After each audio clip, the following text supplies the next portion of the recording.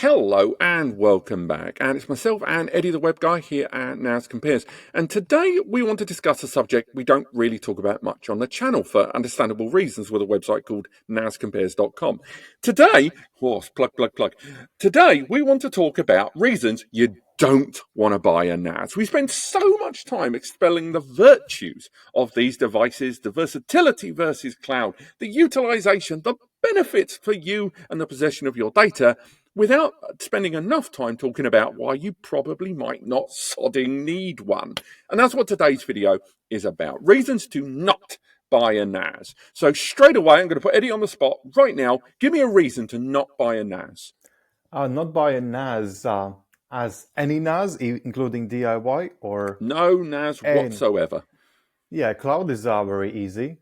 You can just back up everything to the cloud nowadays. It's super easy. It costs bit more maybe, but it doesn't feel like, because it's like they're feeding you into this trail, so that it's cheap at the beginning or free at the beginning, and then you got addicted to that cloud, and there is no easy way out. And although go negative, we're but it's not good. talking It's about so NAS. easy.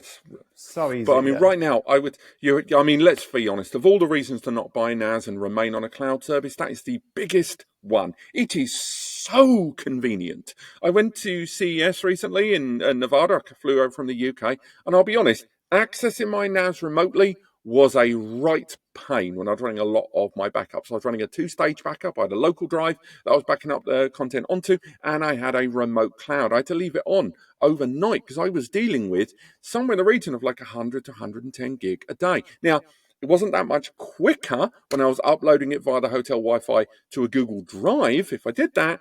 But the point is, it was a great deal more convenient. I didn't have to go through the loopholes and a lot more of the portal tunnels. I was able to just go straight to a local server farm that Google have there in the US. The convenience, the user interface, the configuration of it, the setup was so much easier. And if the idea of a NAS sounds intimidating to you, it's not that intimidating, but it really is more straightforward to go for the cloud. I don't like it personally. I think the long-term benefits or the short-term benefits are immediately lost in terms of the long-term, nag.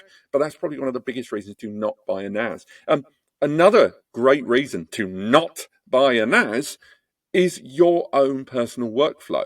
You might be a single individual user.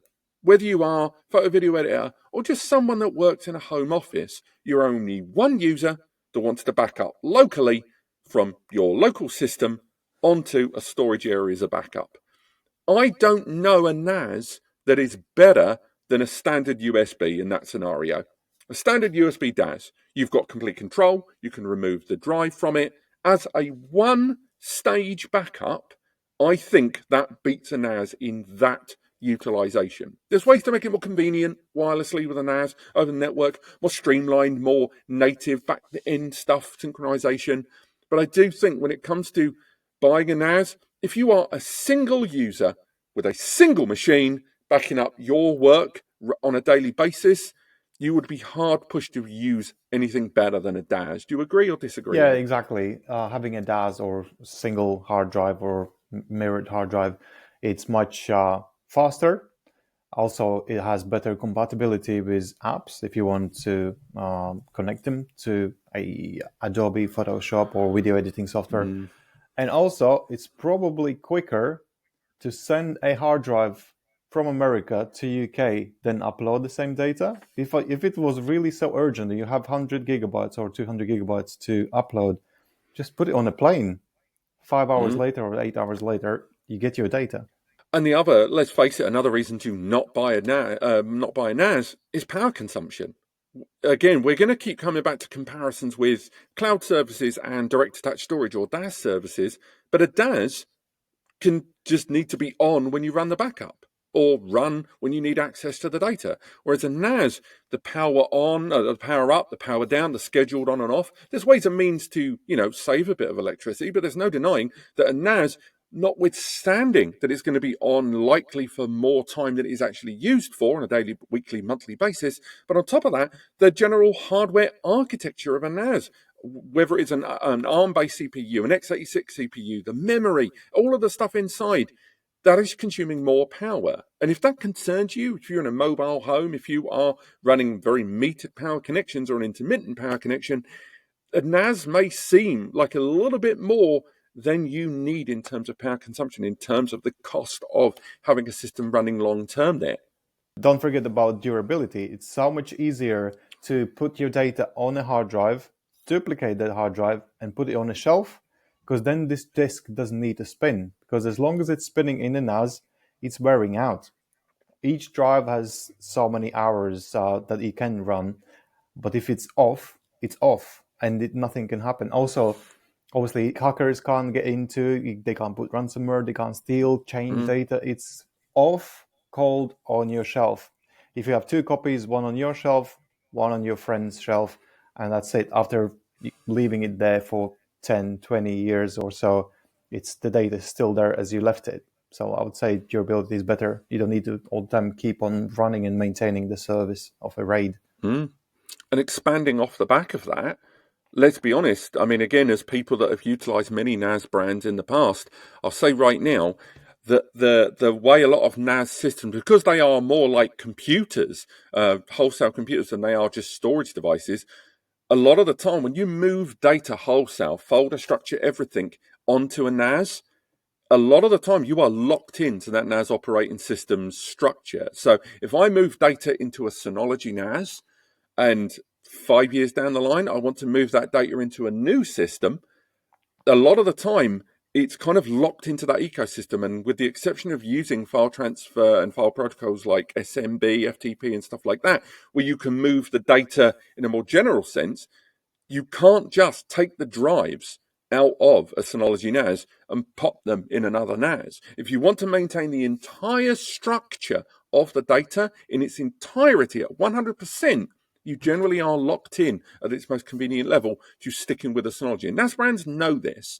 There are a few exceptions to the rule, like TrueNAS and Unraid use kind of bolt-on pool structure, which means that you can move this a great deal more conveniently, that you are locked into the file system, of course, but you can move it a lot more conveniently than you can a lot of NAS brands. Buying a NAS can often 5-10 years down the line, and this shouldn't really, hopefully this doesn't lead a lot of you to kind of indecision panic, but it can mean that your data becomes a lot more complicated to move out of there compared with that of a USB drive, compared with that with a cloud drive, where a lot of it is a great deal more interchangeable on a native basis than you can on a NAS. Which probably, for a lot of users, and almost certainly the reason why a lot of you came to this video, one of the big reasons why a lot of users might not need NAS, the price. So often, one of the biggest counter arguments that people have for buying a NAS rather than buying a bunch of general storage or USB storage or even Thunderbolt storage is the price. NAS just costs more. If you look at the price per terabyte of an 8 TB USB drive or an 8 TB NAS drive, NASs cost more. And I think it would be foolish of us to not at least acknowledge that. How about you, Ed? I mean, when it comes to price of DAS versus NAS. Yeah, exactly. It's way more expensive because it's a computer on its own. It's not like a DAS. It's DAS or USB drive has just a drive in there. That's all. Maybe sometimes some RAID controller, but otherwise, a NAS is a computer. You can turn it not into just a storage, but other things as well. IoT, smart homes, virtual machines, Docker, whatever comes in your mind, it's a computer. And hard drives storage is just the addition to it. Actually, when you think about it.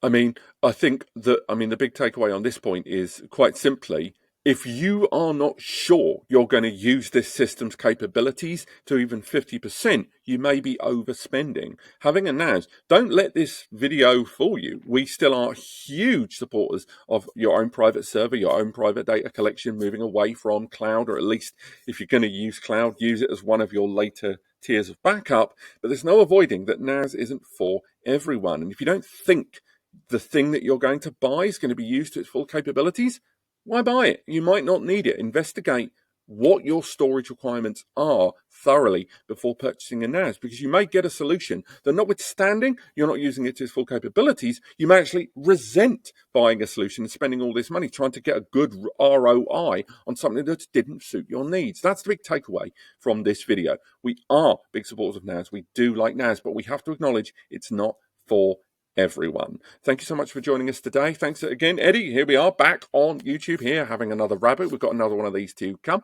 But apart from that, thank you so much for watching. Let us know what you think in the comments below. Maybe there's reasons we have missed why going for a NAS isn't suitable for everyone. But apart from that, thank you so much for watching, and we'll see you next time.